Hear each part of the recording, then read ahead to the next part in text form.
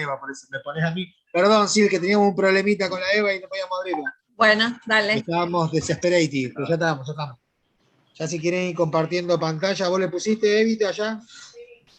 Ya está para compartir pantalla, cosa de hacerlo rápido.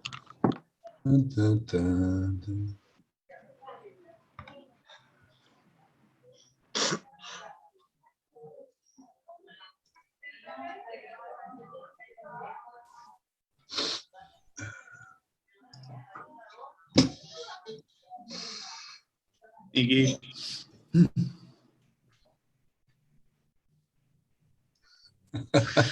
Te estoy viendo, negro, te estoy viendo. Me Niki, apareciste ya en el estás. medio. ¿Cómo Niki, ya andan estás todos? de hospedador y hay otros coanfitriones también. Bueno, ya Ajá. podés compartir pantalla y empezar la clase, ¿sabes? Dale.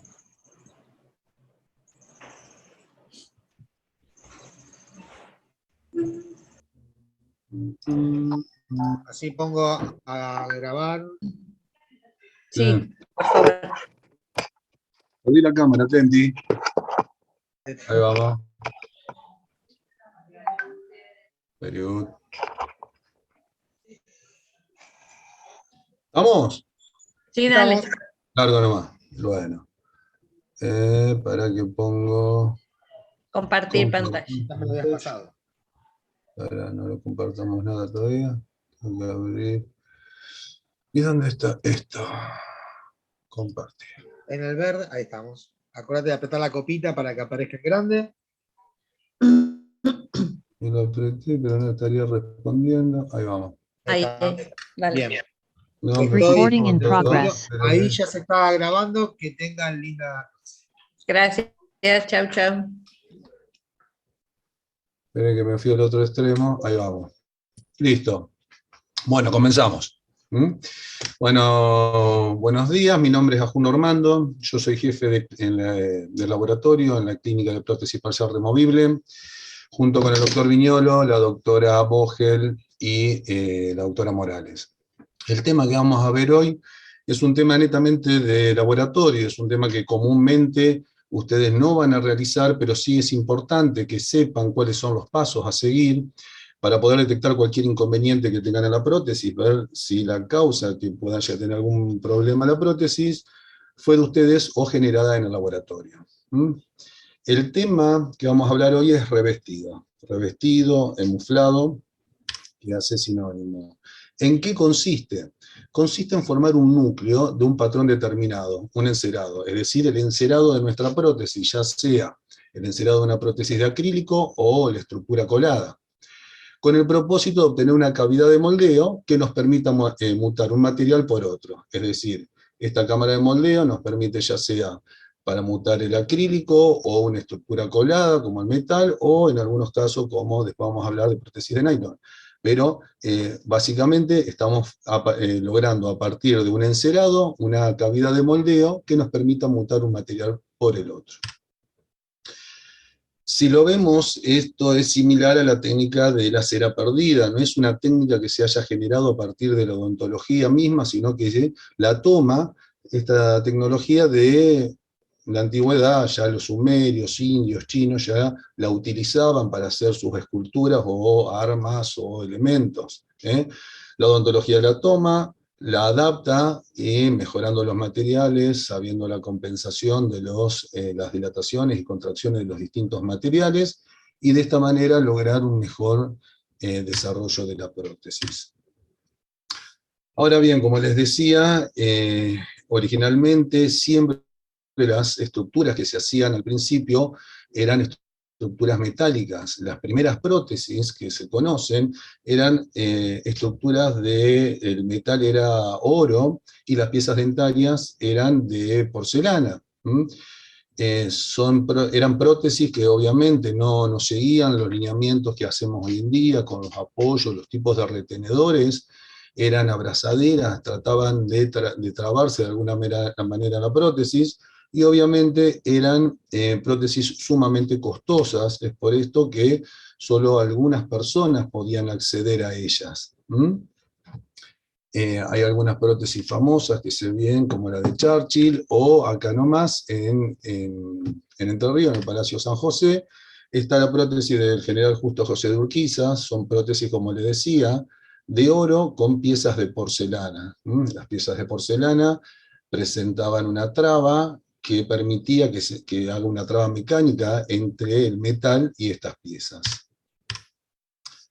Ahora bien, ya ha llegado en 1839 este señor, que es Charles Goodyear, investigando en el caucho, lo junta con el azufre y produce un material mucho más estable, que es la vulcanita, que no es atacado por los ácidos, no se degrada, es mucho más económica y permite trabajarla mucho mejor.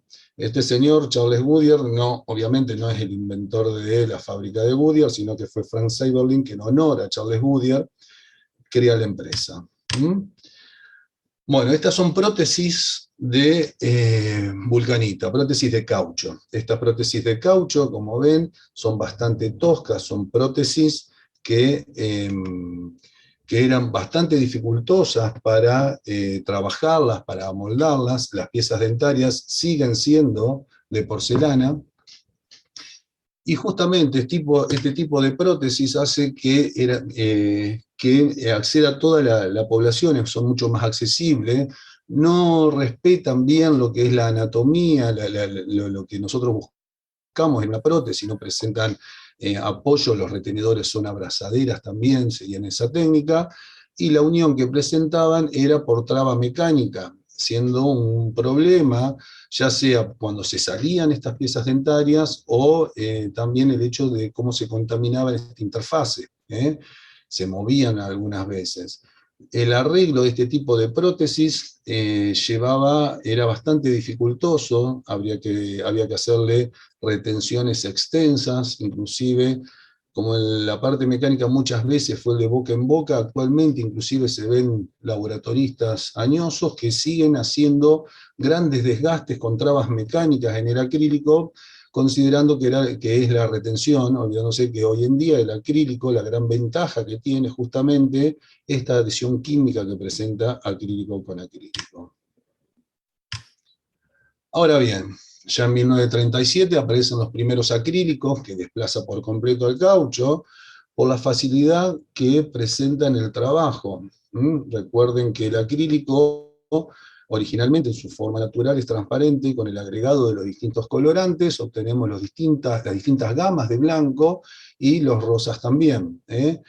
La gran ventaja que tiene, fuera de lo económico, de la facilidad de pulirlo, es la adhesión química que le decía. Las piezas dentarias son de acrílico, las bases también, y lo que nos permite es que la adhesión que se realice entre uno y otro sea una sola estructura y no como las prótesis anteriores. En la misma época aparecen las prótesis flexibles. Las prótesis flexibles son prótesis de nylon. Si bien en la cátedra no adscribimos a este tipo de prótesis, porque para empezar, básicamente, el requisito indispensable de todo conector mayor es la rigidez, y este tipo de prótesis justamente va en contra de eso, sí es una muy buena opción en el caso de pacientes que sean alérgicos, entonces la utilización de una estructura colada y en la parte de la silla poder colocar este tipo de materiales nos da una muy buena chance. Como ven, presentan muflas especiales, porque el nylon es inyectado, tenemos una mufla, una contramufla que une con estos tornillos, se crea la cámara de moldeo y por un sistema de inyección en caliente y se empieza a inyectar este nylon, cuando fluye por el lado contralateral, está completa la carga. El nylon, los grandes inconvenientes que tienen son muy similares a lo que son las prótesis de caucho. Las piezas dentarias con el nylon se unen por traba mecánica, es decir, que a estas piezas de los dientes de acrílico le tienen que hacer una oquedad para que se traben, y son sumamente complicadas de reparar en caso de que tengamos algún inconveniente. No se pueden rebasar porque el acrílico con el nylon obviamente no se une. Si esto continuara. Ahora bien, vamos directamente a la parte de los revestidos. Dentro del revestido vamos a desarrollar dos partes distintas. Por un lado, el revestido de lo que son las estructuras coladas de cromo cobalto, Y por otro lado, el tipo de revestido para que son los acrílicos. Dentro del acrílico, las prótesis provisionales, vamos a tener el método directo e indirecto. Comencemos. Bueno, antes de comenzar, primero, como vamos a utilizar esta terminología, el conjunto, que nosotros le llamamos mufla, está compuesto por dos partes. En la parte inferior presenta un tapón, y lo que vamos a llamar mufla, la parte inferior de la mufla, con el tapón de muflado, es la mufla, y la contramufla es la parte superior con la tapa superior. Cuando hablemos de mufla, hablamos de la parte inferior, y de contramufla en la parte superior. Ahora sí, dijimos las técnicas de acrílico, la técnica indirecta y la técnica directa. Técnica indirecta. En la técnica indirecta, en la mufla, es decir, en la parte inferior, queda el modelo definitivo. En la parte superior, en la contramufla, quedan fijos todos los elementos de la prótesis, es decir, los dientes y los elementos labrados, que son los retenedores y los apoyos. Es la técnica clásica de prótesis completa. Los que ya han cursado técnica de prótesis y prótesis completa también. En la mufla queda el modelo. En la contramufla nos va a quedar todas las piezas dentarias. En prótesis completa no tenemos elementos labrados. Es una técnica que se facilita la eliminación de la cera por la visión directa que tenemos, y permite controlar en la contramufla que todos los dientes, retenedores y apoyos se encuentren fijos en la contramufla misma.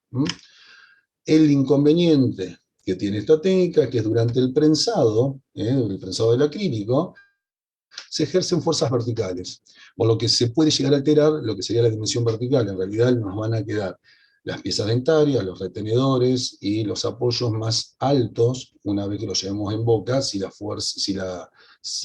no asentó bien la mufla con la contramufla. Ahora bien, vamos a la técnica misma. El primer punto a tener en cuenta, como les decía, el acrílico tiene unión química, pero los dientes stock en la parte inferior viene como glaseado, viene brilloso, que tenemos que eliminar esa parte porque si no se crea como una separación y no interactúa el acrílico de la pieza dentaria con el acrílico de la base que estamos colocando. Como mínimo tenemos que asperizarlo. Ahora bien, si vamos a desgastar el talón, recuerden siempre que la cara vestibular y oclusal tratamos de no tocarlo lo mínimo posible, es decir, el largo del flanco vestibular, tengan mucho cuidado porque siempre hay tiempo para desgastarlo en caso de necesitarlo. Ahora bien, cuando ustedes trabajan en su consultorio o en la clínica, van a probar, cuando prueban una prótesis de acrílico, en lo que es el encerado, van a probar forma, color, posición y tamaño de las piezas dentarias, pero no se van a encontrar los retenedores y los apoyos. Es decir, ustedes al laboratorio le envía el enfilado, prueban en boca, estamos de acuerdo, envían al laboratorio. El laboratorio lo primero que hace cuando lo recibe es colocar todos los elementos labrados, según el diseño que nosotros realizamos, ¿no es cierto? Coloca los apoyos, coloca los retenedores y arregla el encerado. Una vez que lo tiene terminado, lo primero que hace es sellar todos los bordes. ¿Por qué? Porque lo que está tratando de evitar es que en el proceso de vibrado, cuando se coloque en la mufla, no nos entre acrílico por debajo del encerado y nos altere lo que fue nuestra impresión definitiva. Posteriormente a esto, previo colocación de separador de acrílico en la mufla y el tapón, tenemos el enfilado, tenemos colocados los elementos, lo que tenemos que hacer es eliminar las zonas retentivas. ¿Qué son las zonas retentivas? Las zonas retentivas en este caso son las piezas dentarias. Es decir, tenemos que eliminar todas estas piezas dentarias para que no se nos produzca una traba en esta zona. Con la utilización de una sierra, desde la parte más superior del conector mayor hasta la parte gingival de las piezas remanentes, tiene que estar eliminado. Es decir, lo desgasta y nos van a quedar flotando los apoyos y retenedores. ¿Sí? Se observa bien. Ahora bien, si colocamos separador de acrílico, preparamos yeso París. Recuerden que siempre se realiza con un yeso que sea más fácil de romper para no romper la prótesis. Colocamos yeso París en la mufla y colocamos el modelo. ¿Hasta dónde sumergimos el modelo, es hasta el borde inferior del flanco vestibular, para que no nos quede una oquedad que dificulte el prensado posterior. Se coloca el yeso, se alisan todos los bordes, se coloca separador, se coloca la contramufla y se vuelve a llenar con yeso París. Pasados los 45 minutos del proceso de fraguado del yeso, lo llevamos 10 minutos a la olla con agua caliente para poder eliminar la cera. Cuando los abrimos nos encontramos con esto. En la parte inferior, en la mufla, nos encontramos únicamente con el modelo. En la contramufla, la parte superior, nos encontramos, como dijimos anteriormente, con las piezas dentarias, retenedores y los apoyos. Las zonas, la parte retentiva, lo que va a quedar incluido dentro del acrílico. Es acá donde yo les planteaba al principio que se facilita mucho la eliminación de la cera con agua caliente, con detergente en este agua, elimina sin mayor inconveniente en el modelo, al igual que en la contramufla. Ver bien que se haya eliminado entre las piezas dentarias toda la cera. Se coloca nuevamente separador de acrílico, se controlan que estén fijas todas las piezas dentarias, que no haya habido movimiento, se limpia con una torundita, un algodón con monómero los talones para que no queden remanentes de cera, y procedemos al empaquetado de nuestro acrílico. Ahora bien, en la técnica indirecta, como les dije anteriormente, las fuerzas que se generan son fuerzas verticales. Tengamos en cuenta que hay dos tipos de prensa, las prensas manuales y las hidráulicas.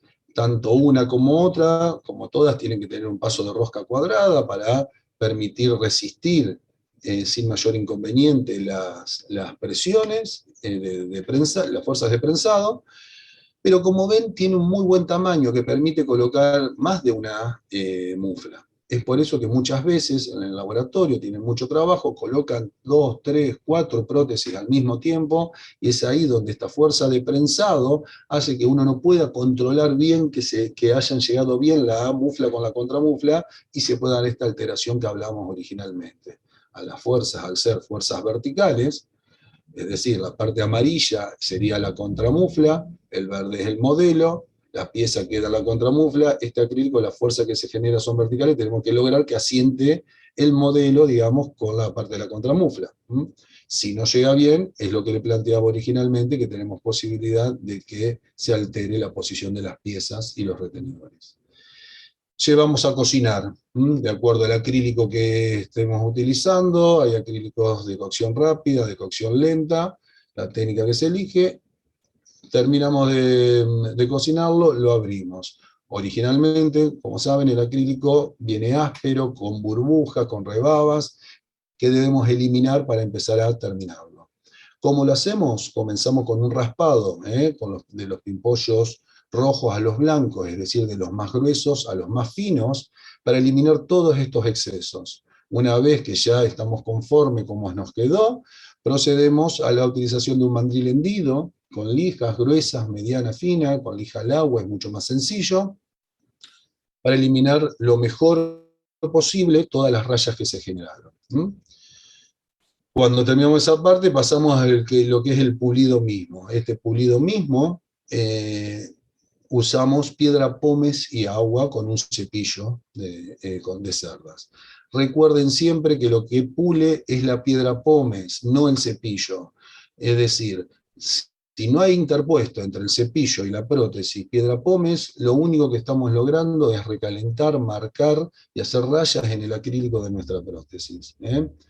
Una vez que pasen, si queremos inclusive después de la piedra pómez y agua, se puede usar talco con cepillos más suaves para lograr una mejor terminación. Y por último se le pasa la badana con pasta de alto brillo. Acá también, nuevamente, tengan en cuenta que no es la cantidad que le colocamos. Si le colocamos mucha pasta de alto brillo, y cada uno que viene a colocar la pasta a pulir, le pasa pasta de alto brillo, se satura y quedan unas manchas blancas que también son difíciles de eliminar. Lo único que busca la pasta de alto brillo es sellar los poros que quedan abiertos. Una vez que lo terminamos, ya nos queda el brillo que estamos buscando, que sea suave, que no hayan filos. Lo último que realiza el laboratorista comúnmente es la eliminación de los ángulos retentivos. Es decir, cuando nosotros realizamos una prótesis, tenemos el paralelizador, el analizador de modelos, en el cual podemos ver lo que es el ecuador protésico. Este ecuador protésico nos marca un ángulo retentivo. Este ángulo retentivo, en las prótesis de acrílico, tenemos que tener mucho cuidado de que haya sido eliminado, porque es imposible bloquearlo, porque si no, como se bloquea con cera, y no estamos duplicando el modelo, cuando lo van a mutar, desaparece esa cera y nuevamente nos queda este ángulo retentivo marcado. Ya el doctor Ruiz Aguilar lo explicó en la instalación de la prótesis, de prestarle atención por distal de la última pieza dentaria, o por lingual y palatino, que no quede ahí trabado, porque el mayor inconveniente que vamos a tener es que no vamos a poder colocarla en boca. Entonces, prestar atención que se haya tocado en esa parte.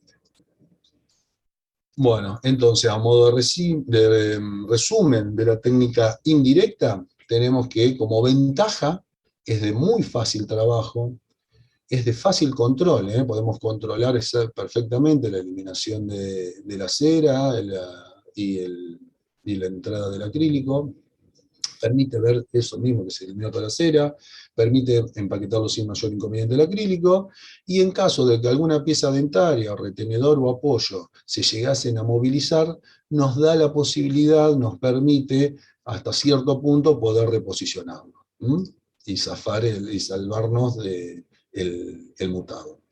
Como desventaja, las fuerzas de prensado, dijimos, eran verticales y podía llegarse a alterar esa dimensión vertical. Ahora bien, ¿cuándo está indicado sobre todo? Y está indicado cuando el espacio entre la pieza protética y el modelo es muy poco, en el cual no nos permite otra técnica que no sea esta, y cuando los flancos de las prótesis son flancos y finos, entonces nos permite ver bien que eliminamos bien la cera y entramos el acrílico. Sigamos. Vamos a cambiar a la otra técnica, que es la técnica directa con mufla o técnica en cobertura. Son todos sinónimos, directa con mufla o técnica en cobertura. En esta técnica, todos los elementos de la prótesis quedan fijos en la mufla, en la parte inferior. Lleva un tassel, que en la parte inferior. En la contramufla, en la parte superior, solo se forma un émbolo. Un émbolo que lo que va a hacer este émbolo es empujar el acrílico, nada más. Requiere una preparación especial de los talones de las piezas dentarias, que vamos a reponer. Es muy difícil saber si se eliminó toda la cera, y por ende también saber si entró el acrílico. Y durante las fuerzas de prensado, la gran ventaja que tiene esta técnica es que las fuerzas que se ejercen son fuerzas horizontales, por lo que no se altera la dimensión vertical. Lo primero que tenemos que ver, cuando hablaba antes que a la pieza dentaria reponer, el dientito de acrílico vamos a reponer, teníamos que asperizar el talón, en esta técnica tiene que haber un espacio suficiente entre el talón y lo que va a ser el reborde, para que pueda, por esa ventanita que se forma, salir toda la cera y entrar el acrílico. Entonces, tengamos en cuenta que tiene que haber una muy buena preparación del talón de esta pieza dentaria. Vamos a la técnica misma. Tengo el modelo, como hicimos antes, mandamos a probar color, posición de la pieza dentaria, que estamos de acuerdo en la clínica, mandamos al laboratorio a terminar. Sella los bordes, coloca separador de acrílico, coloca el modelo, pero en este caso el acrílico, que antes era totalmente expulsivo, ahora va a cubrir la cara vestibular, oclusal y palatina o lingual. Es decir, va a envolver, va a ser un tassel fijo. Entonces, en la mufla nos queda el modelo y el encerado, todo en una sola unidad. Y en la contramufla, para que se nos forme ese émbolo, es decir, hacemos el tassel, colocamos separador de acrílico, ponemos separador en la contramufla y llenamos todo con yeso. Lo llevamos a agua caliente, igual que en la técnica anterior. Agua caliente, 10 minutos, esperamos que afloje la cera, abrimos y nos encontramos con esto.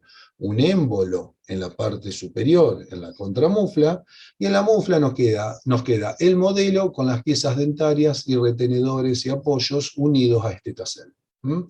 Esta es la ventanita a la que me refería recién. Tiene que haber suficiente espacio para que por esta ventana salga la cera y que entre el acrílico. Como les decía anteriormente, no tengo la certeza de que en la parte más, en la punta del flanco hayamos eliminado bien toda la cera, y si no pudimos eliminar bien la cera, cuando empaquetemos el acrílico no va a tener el espacio suficiente. Es acá uno de los mayores inconvenientes que tenemos. Si cuando lo abrimos y eliminamos la cera con agua caliente, se nos desprende alguna pieza dentaria o se nos mueve algún elemento, fracasó la técnica. Es decir, es muy difícil que nosotros podamos reposicionar la pieza dentaria y es muy difícil que podamos reposicionar ese retenedor o apoyo. Sigamos. Colocamos separador de acrílico, estaba todo bien, no se movió nada, ponemos separador de acrílico, colocamos limpiamos, como podemos, los talones con monómero para activarlo, colocamos el acrílico, un nylon y empaquetamos. Entonces, y presionamos y estamos empaquetando. Ese émbolo lo que hace es que las fuerzas que se generen sean horizontales, abrimos, recortamos los excesos de acrílico, volvemos a prensar y cocinamos. Después los pasos que seguimos son los mismos que hicimos la vez pasada. A todo esto, la técnica que les planteé de lo que es de pulido es la misma técnica que utilizan en el pulido de una compostura. Siempre los pasos son los mismos en las técnicas estas como en las técnicas de compostura. Ahora bien, como les decía, hay posibilidad que es muy factible que esta técnica tenga algún tipo de fracaso. Es muy exacta, pero también es muy difícil de llevarla a cabo. Como hicimos anteriormente, tengo el enfilado, tengo los elementos labrados colocados, se sellan los bordes, se coloca en la mufla y como les planteé en el modelo anterior, cubrimos la cara vestibular, oclusal, palatino lingual. Acá sacamos fotos de todos los flancos, de todos lados, y nos queda esta ventanita donde se nos va a formar, donde va a salir la cera y va a entrar el acrílico. Se le pone la contramufla con separador de acrílico y se lleva a la olla caliente para eliminar esa cera. Cuando fuimos a abrirlo, nos encontramos con esto.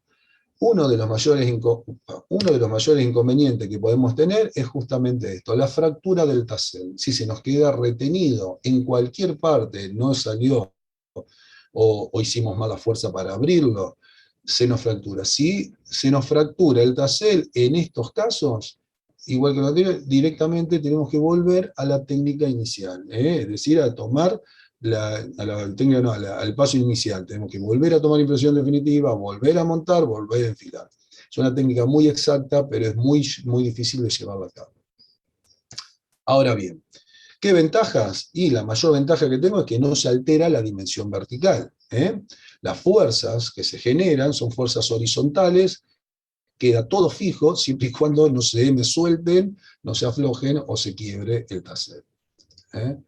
La desventaja, como dijimos, difícil trabajo, no permite ver si salió todo el acrílico en esta zona, la zona del flanco vestibular, no permite ver si entró bien el acrílico, no permite reposicionar dientes, ni retenedores, ni apoyos si se desprenden, y siempre el problema de la posibilidad de la fractura de este tassel.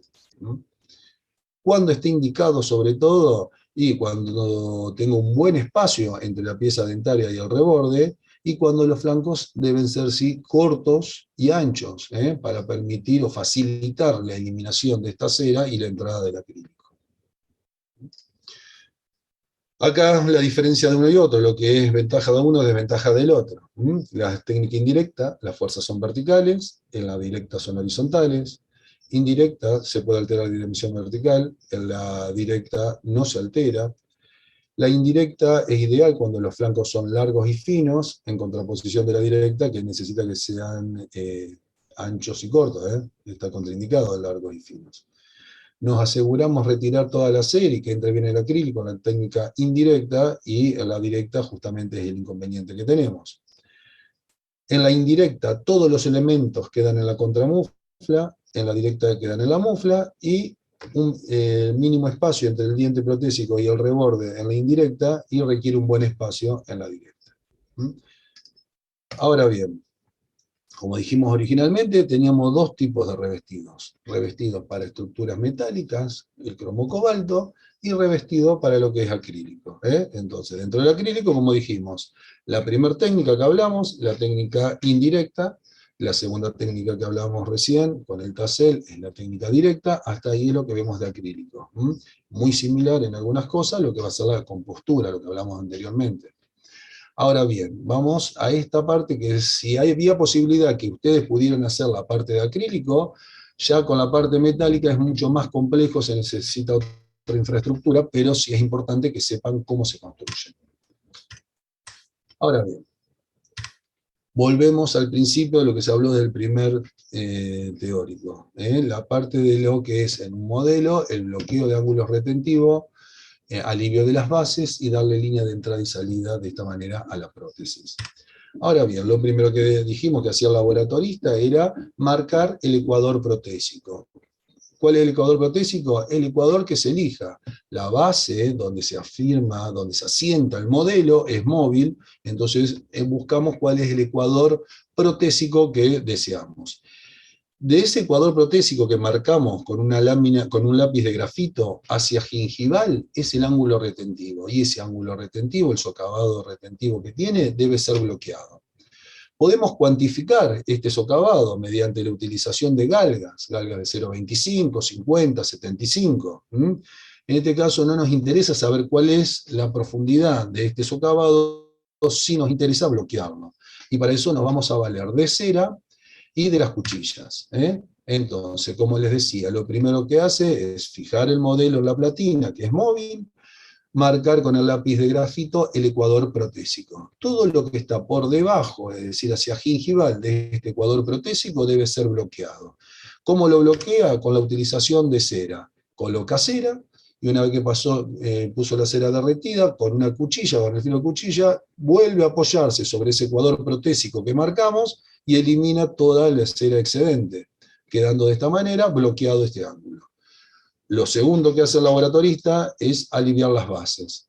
¿Cómo le hace alivio las bases? Obviamente, coloca cera. Ustedes recuerden que la prótesis, el acrílico de las prótesis de cromo se unen por traba mecánica. Es decir, que tenemos que tener acrílico, estructura metálica, la parrilla, y nuevamente el acrílico. El grosor que le esté dando a este alivio es el grosor que vamos a tener en el acrílico que esté por debajo de la parrilla. Entonces, le da alivio a las bases, bloquea los ángulos, y de esta manera tenemos una línea de entrada y salida de la prótesis. Posteriormente a esto, tiene que duplicar el modelo. ¿Cómo lo hace? Primero lo sumerge, lo hidrata en una sustancia jabonosa para que el material con el que vamos a tomar la impresión de este modelo no se adhiera, se coloca en lo que sería un continente, se sella la parte inferior y se usa este material, se llama duplicón. Es un tipo de material exacto que por temperatura, por cambio de la temperatura, pasa de estado líquido a gel. Entonces lo calienta, lo ablanda y lo vierte dentro de este continente que tenemos. Lo deja enfriar a temperatura ambiente, se puede poner en heladera para poder lograr esta impresión. A partir de esta impresión se le coloca una chimenea para poder permitir después el mutado del acrílico y se hace el vaciado, ahora sí, ¿con qué? Con un yeso refractario. Yeso refractario es un yeso sumamente frágil, pero que resiste alta temperatura. Nosotros recuerden que acá vamos a mutar una estructura colada, va a levantar alrededor de 1200 grados centígrados, así que tiene que soportar esa temperatura.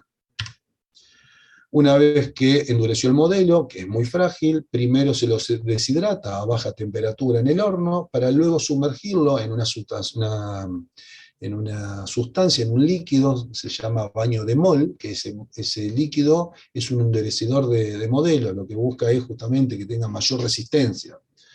Ustedes en la clínica, cuando realicen el encerado, se lo van a mostrar a la doctora Romano para que controle que estén todos los elementos que se diseñaron, y este modelo que ustedes van a llevar sobre el cual va a estar el encerado, tienen que tratarlo con mucho cuidado. Si bien está endurecido, tratan de aumentar la resistencia, sigue siendo frágil.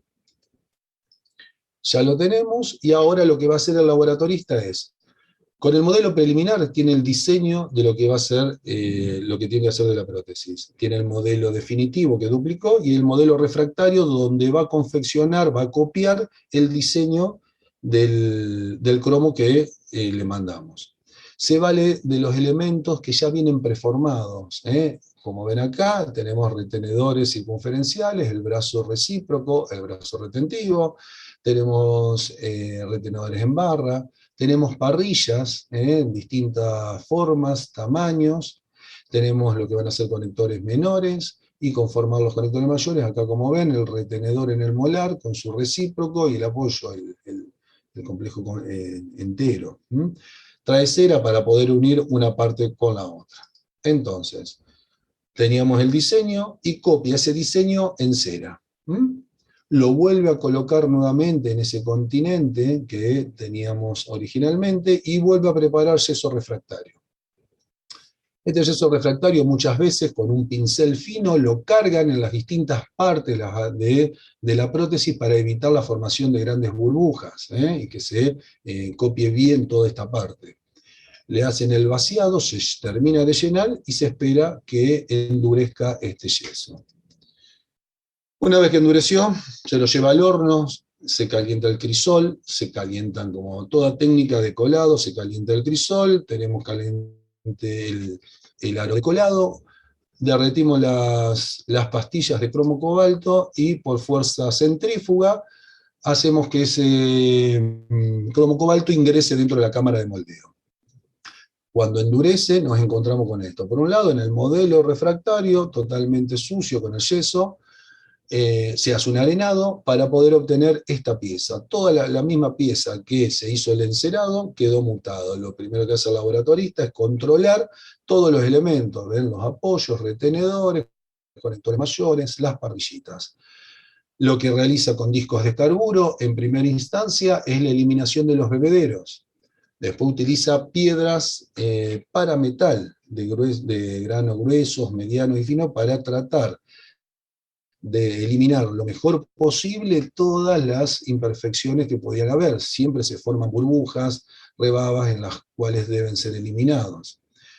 Y por último le va a pasar en esa fase una goma negra, que es una goma de caucho. Esta goma es importante, o estaría buena, son gomas siliconadas, que venden porque ustedes cuando prueben la estructura colada en la parte de instalación de la prótesis, ya lo han visto, cuando lo prueben muchas veces hay que tocar un poco el apoyo porque hay un punto prematuro o algún elemento.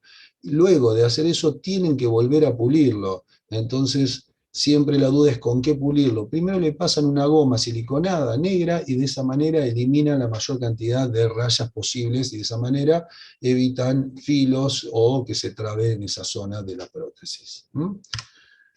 Obviamente, como siempre, todo lo que es la estructura metal hay que hacer un baño electrolítico para eliminar todas las impurezas, estabilizar este acrílico, y podemos pasar, igual que en el acrílico, al pulido final, que puede ser con piedra pómez y agua, y luego con pasta de alto brillo.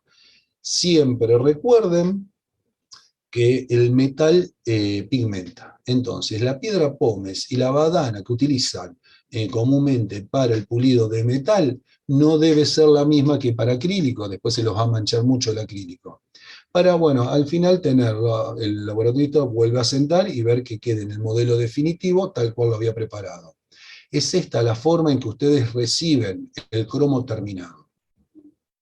Y bueno, ya para terminar, la última imagen que les voy a mostrar es, en esta imagen yo lo que quería que se note es, cuando este modelo, que es el modelo refractario, el del lado izquierdo, se hizo el encerado, la parrilla apoya directamente. Es decir, está apoyándose directamente sobre lo que es el reborde, que es la copia de un reborde aliviado. Entonces es por eso que cuando lo vemos en este modelo definitivo, se está apoyando en la cera. Cuando ustedes reciben el modelo este en la clínica, y ustedes van y lo prueban, asienta bien, llegan bien los lechos, los apoyo en sus lechos, y estamos de acuerdo. Lo primero que tienen que hacer es eliminar esta cera que está en las sillas. ¿Con qué lo eliminan? No raspándola, sino con agua caliente. Agarran agua hervida, le tiran y lo eliminan. Si lo raspan, corren riesgo de alterar el modelo que tanto les costó conseguir, la impresión definitiva, para darle lugar a lo que va a ser posteriormente el acrílico, que es la parte inferior de este cromo. Bueno, no sé si hay alguna duda, alguien quiere volver atrás con alguna pregunta, entonces lo hablamos.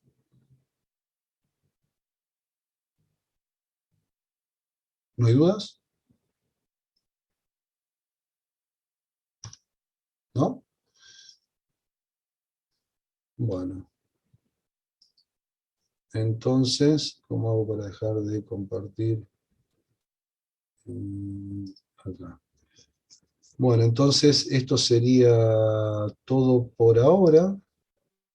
Si no tenemos dudas.